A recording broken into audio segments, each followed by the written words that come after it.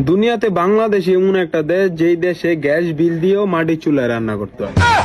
মানে চোদে না চাটনি, বেকার খাটনি। আপনি গ্যাস বিলও দিবেন, আবার হরি দড়ি লার্কি দিয়েও চুলায় রান্না করবেন।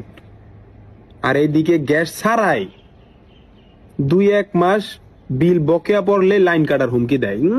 তোপ দেখছেন পোলার, একদম লাইন কেটে দিব, একদম। তোপ কি, এর নাম চিনা। এমন জিনিসটা হয়েছে এমন যে মনে করেন আপনি লারবেন চারবেন কিন্তু খাইতে পারবেন না। তোপ মিয়া, যা ভাবছেন তা না, ফাউল অশ্লীল। আবার এমন এমন সময় গ্যাস আইবো যখন মনে করেন বিবাহিত মেয়েদের রোমান্সের সময়, অবিবাহিত মেয়েদের ঘুমের সময়। আরে বেটা, রাত 3টা বাজে রান্না কইরা খাইবো এমন মাইয়া, দারাজ, আলিবাবা ও ই ভ্যালি তো দূরের কথা, দুনিয়ার কোনো কোনায় পাতি না। তুই কোনো কোনায় পাতি না।